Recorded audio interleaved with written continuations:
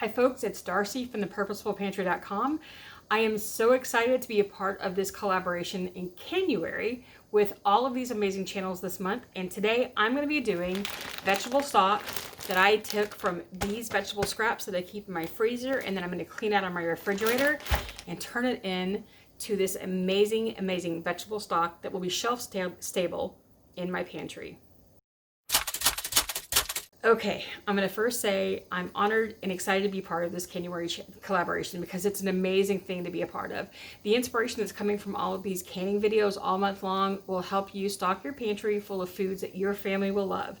And if you'd like more of that, you can subscribe to my channel because that's what I do. I do dehydrating, I do canning, and I do food storage in order to increase my pantry with foods that my family will love. So I'm going to leave the link to all of the channels down below in the description box because you're going to want to subscribe to them all. And the coolest thing about all of this is that at the end of this collaboration, at the end of the month, Lisa Sutton from Sutton's Days, who's hosting this collaboration, is giving away a 23-quart pressure canner to somebody in the comments sometime during the month. None of us know which video, none of us know which comment, nobody knows, not even Lisa. So what's going to happen is throughout the month, after you subscribe to the channels, leave a meaningful comment on every video all month long. At the end of the month, Lisa is going to draw a random number between 1 and 31, and then she's going to go to that video and using a random comment generator, she's going to randomly pick a comment within those comments. So nobody knows which video it's going to be, nobody knows which comment it's going to be. The only regulation is that you must be a citizen of the United States because the way this is going to ship can't go overseas. It's not going to be an option. And I'm sorry for that for those of you who aren't in the States. So this needs to be within the US. So that's all the cool stuff about the collaboration. So before we get started canning, I have a couple of things for you. One, please read the canning manual of the canner that you have, especially when you're new, but to refresh yourself if you've been at this for a while. And two, I want you to run to the website. I'm going to drop in the link below. It's going to be the USDA, where you can download a copy of this book. It's called The Complete Guide to Home Canning. This book is my canning Bible. It tells you the science of canning, and it walks you through how to can things properly and safely for your food storage. You don't want to be without this book. There are other books out on the market, but this should be the one that you start with. This should be the one that you go to find all the specifics for how you do things. Okay? Now what I have is I bought a copy. I downloaded the freebie, but I also bought a copy off of Amazon, and I had them remove the binding at Staples. I went to my local office supply print shop. I had them remove the binding, the spine on the book, and replace it with this comb binding, and then I had them add 2 of these covers on the front and back so that it would protect the book from spills and stuff within it. It allows me to lay the book out flat if I need to. It allows me to fold it over so I can take notes. It just makes it easier for me. And I like having a physical copy of a book that I can take away to read when I'm not sitting in front of an electronic device. So get this book. And the third thing is that, especially if you're a new canner, I'm making available a checklist that's a canning checklist that's going to be part of my Purposeful Pantry library.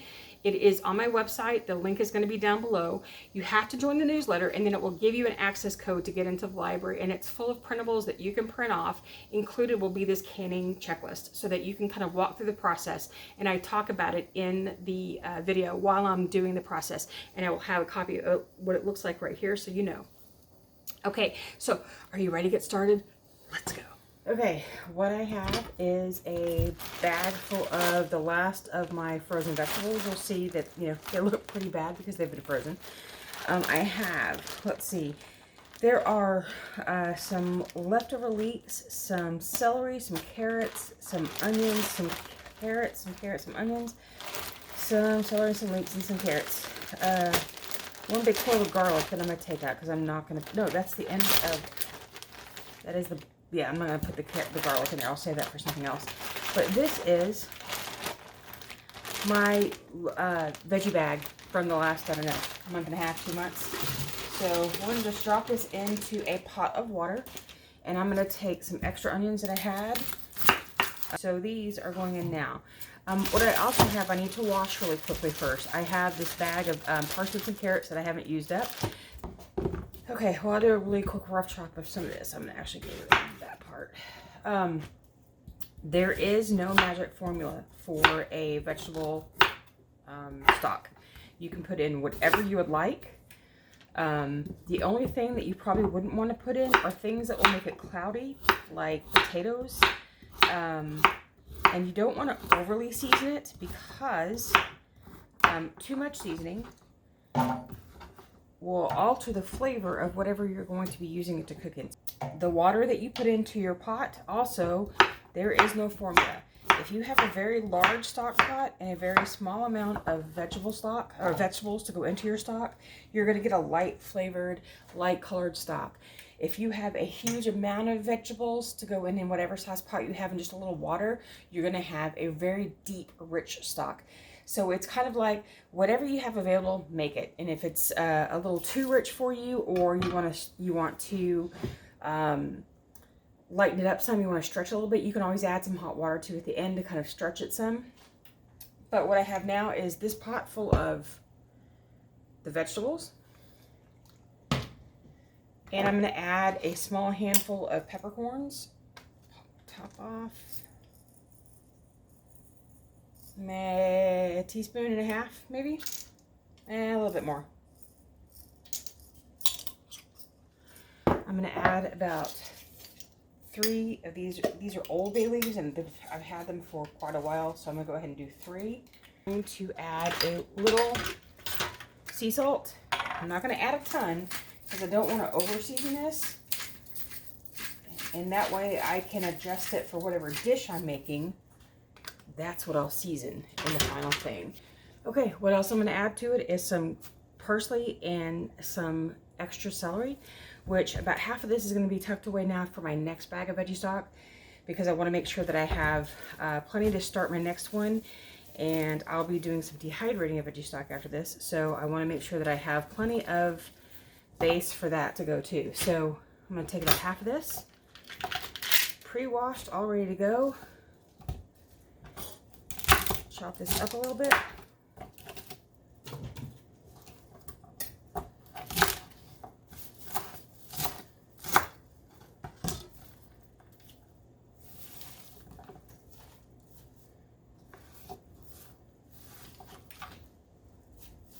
All right, so now the next thing I'm going to be doing is adding water to my now full pot of veg and letting it simmer for about an hour.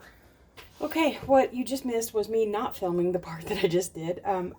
Basically what I did is, because I am using brand new jars, okay, I had to break into my stash of jar storage, so I'm using brand new jars. And because these came from the manufacturer, you don't know if there might be little bits of dust and stuff inside of your jars. And while you don't need to sanitize for pressure cooking, I do want to clean them, okay? So I can do this time to make sure there's no nicks or anything. I wash them. I wash the lids that came with them. I have the rings, I washed the lids that came with them. So what I'll do is keep all, which is one reason why I pulled an extra jar out to get ready. I think I'll have about 8 jars, but I have a 9th just in case. So I'm going to keep these in some warm water to get ready for the canning process. The rest of these will air dry. When my water is starting to come to simmer inside of my stock pot, inside of my canning pot, I will put these inside of it to keep them warm so that when the hot liquid goes into this jar, it doesn't break. And then in the meantime, what I'm going to do is go through my checklist and find all the things that I need to make sure I double check before I start canning. Okay, we're going to go through a couple of the last pieces of equipment that you're going to want to make sure that you have ready for when you start canning. I have my jar lifter. I have my lid lifter, because you don't want to touch your lids if you can help it when you're pulling them out of your bowl. I have my debubbler. A trick I learned from Needy Homesteader for getting started is that I marked my debubbler with a 3-inch line, which is what my canner requires as far as the level of water inside of it to run. So I have that marked with that line there to help me just put this in to make sure I've got the level correct, and I'll show you how to do that in a minute. I have my filler, clean funnel, and then I have my regulators and my jiggler. Now, I am going to go ahead and keep using my regulator today because I still haven't gotten this down yet, but you can use either one. Make sure, this requires that you watch your gauge on your canner all the time. This will let you watch it do a little hula dance on your canner, however you need to use it, based off of the weight of what you need in your area, whether it's 10, 5, 10, or 15 pounds of pressure. Today I'm gonna go ahead and just use my regulator so I can watch the dial, so I can be more attentive of what's going on with my canner. So these are the things that you're gonna need. We're about to get started with the filling process.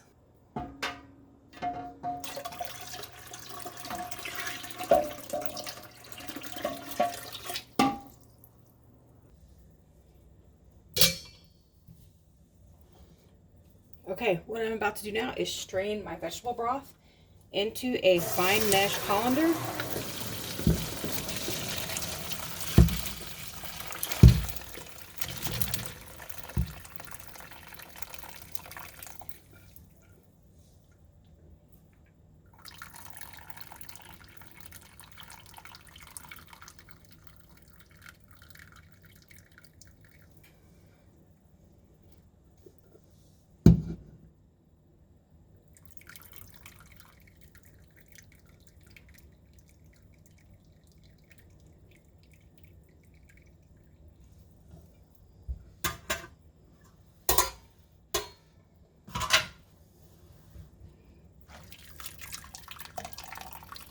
Now I still have life left in these vegetables, and I'm going to add more to them and do a second round of this to do some for freezing and then some for dehydrating so that you can see the whole process, but that will be in another video. The freezing and the dehydrating will be in a separate video in a couple of days. So there we go. So this is what I have, a nice amber vegetable stock right there that we're going to go fill our jars up with. Bear with me. And because I'm doing a hot pack method, which means that the liquid going into my jars is hot, the water in my canner needs to be hot. And I've got my jars in my canner staying warm. I don't put them into my oven because your jars were not meant for dry heat. And I know that's something that a lot of people do. It's something I choose not to do. I just go ahead and keep my jars when I can, because I still do smaller batches.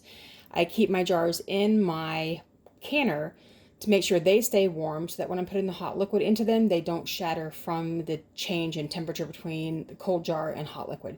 So I'll be taking these out, emptying them. This is the same water that I'll use. It's 3 inches, and we'll start filling our jars.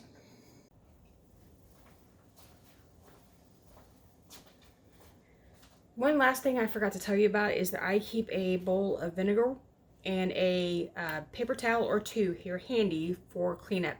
What I'll do is I'll use this vinegar to wipe the rims of my jars when I'm finished before I put them in my canner.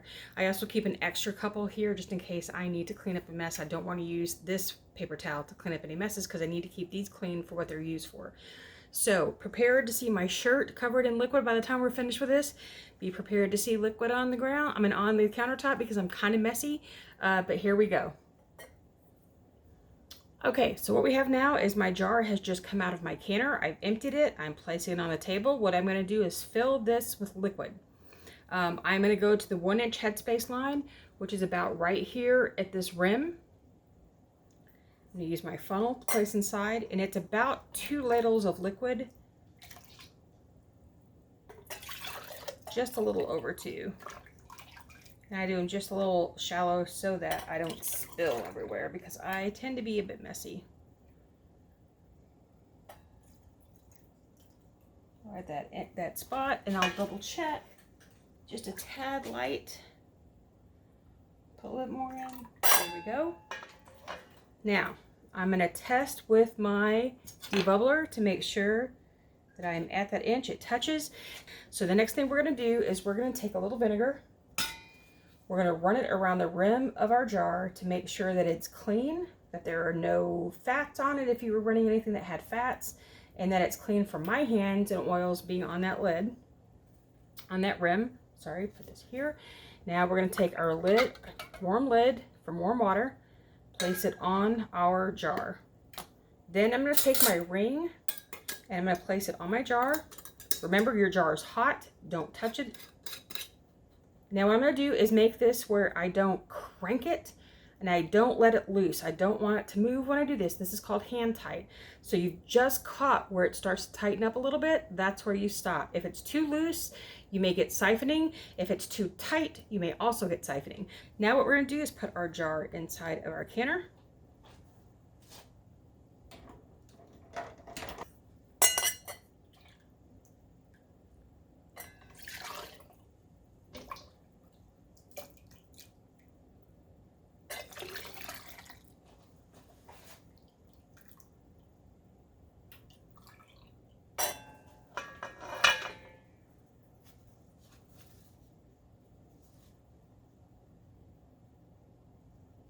When you're cleaning your jar lid, this is also when you can find any like chips or anything in the rim right here, because if you find a chip, you want to not use that jar because there could be a problem with the seal.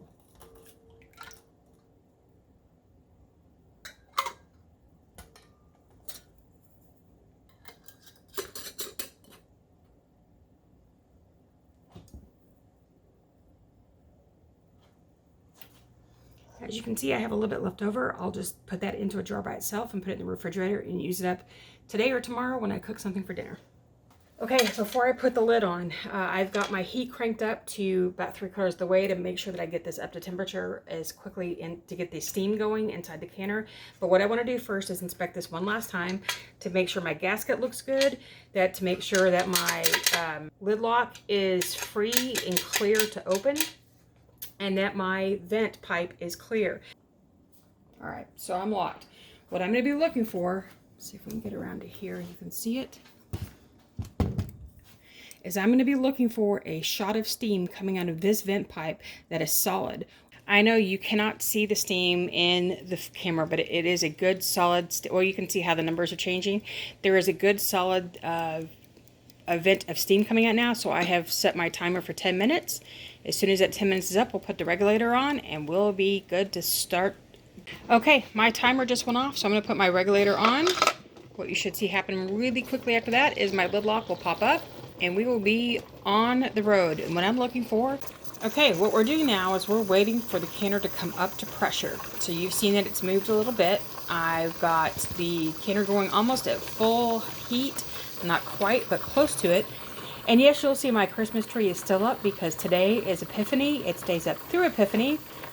Okay, so we're looking for this canner, the pressure on this to get all the way up to 11 psi, because that's where it needs to be for my area. Once it reaches 11 psi, it needs to stay there for 20 minutes according to the USDA guidelines for canning stock. It's 20 minutes for pints, 25 minutes for quarts. That's what I'm going to go by. And once it has done its 20 minutes at a continual 11 psi, if it drops below that, I've got to get it back up to pressure and start my timer over again. But once it's finished, then we will continue on with the next steps. Which is okay, my timer went off. I am now letting this cool. I'm going to wait until this lid lock goes down. Okay, so now of course I missed it. The lid lock has dropped. So now I have a 10-minute wait. Then I'm going to remove my regulator. Then I'm going to take my lid off by unlocking it here and just pulling it aside to allow the steam to release out of the canner. Once I no longer see steam, I can take the lid off and start removing my jars. Sorry about that. All right, here we go. You ready to see this? Well, I should probably take you up here first so that you can see the inside. There we go. No siphoning. That's always a plus. I had a little trouble regulating the pressure today to keep it stable, so I was a little worried about the siphoning, but we're good. One tip, I've always been told, never tip your jars. Even if it's got a little water on the top, don't tip it.